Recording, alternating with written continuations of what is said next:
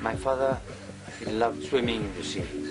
He was a total lover and a man with full respect for nature. And he loved swimming in the sea every morning before going to work.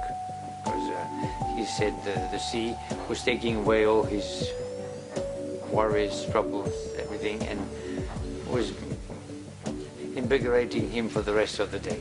So he was looking for a little cove where he could swim before going to work. And it had to be outside of the harbor. And the one that he liked was the one down here, where we have now our little tiny cove.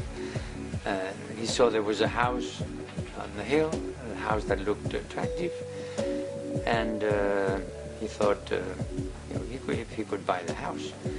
At the time, the house and all the area here belonged to Castle Bendiat at the back, just at the back. And so he got in contact with the people in the castle, and they were sort of developing the area here, building the road. And so they were happy to sell the house, which was in a very poor state. It was a quite big house. And so he bought the house refurbished, and we came all to live here. And very short after living here, my mother realized that this was not the place for her to live, because she was on her own all day. We were at school, my father in the shop, and she didn't like it. All on her own. If she wanted to buy something, she had to walk 2 miles to the next shop, grocery shop, not a department store, a tiny grocery shop where she just found a few things, not exactly what she wanted. Anyway, she said, no, I'm not staying here. I want to go back to Palma with all my friends.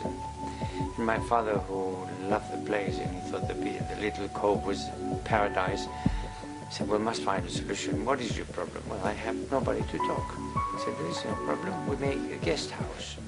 And you'll have plenty of people, interesting people to talk to. So my mother, who was very much in love with my dad, said, okay, we'll give it a try. And my mother loved him, and my father even more. So we became hoteliers with 14 bedrooms and a lovely bunch of guests that were delightful. And it was like a whole party every single day and every single evening. So after a short time, my father realized that with so few rooms, he could not afford very professional staff. So he had to make the hotel a little bit bigger so that we could share the cost of the staff between more guests. So we made it a little bit bigger. The problem was that my mother couldn't cope anymore with the hotel. I'll sell my shop and come back to work with you in the hotel. Very good. But then he realized without the shop, the hotel was not producing enough to keep the family going. So I had to make the hotel a little bit bigger again. So I made the hotel a little bit bigger, and that's the way it went. Yeah. The guests were not coming only in the winter, which they did at the beginning, but mainly in the summer, and they wanted the beach. So he said, well, the beach doesn't belong to us. I better buy the land, because if they buy the land and don't let me, our guests, access to the beach, that would be a really big problem. So he bought the land down there. Then he had to buy the land between the hotel and the other land. So we became what we are now. And thank God we have kept the idea of the family residence where we invite our friends.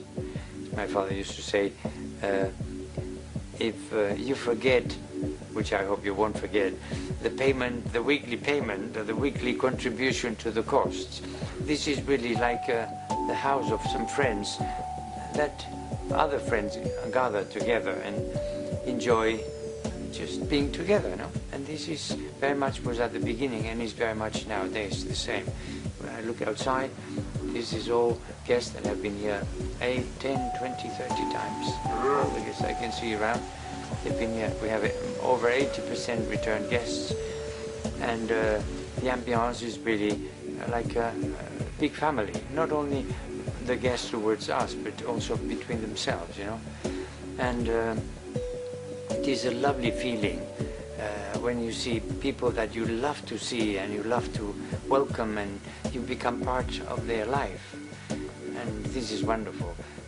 Actually, my dad, when he realized that, you know, our guests were so faithful, coming back every year, the problem is that we all get old. And getting old, it meant climbing the 200 steps from the beach became a little problem. So he thought he had to do something, and decided to build the lifts to transport the guests that were getting older from the beach to the hotel. And that was about 37 years ago. We started building all this structure, which nowadays communicates every part of the hotel without having to cross the street. And Bonsol is never changing, but always improving. And this is our motto, no? Sunshine for the body, peace for the soul, and warmth for the heart. And this is, we keep that very much the same.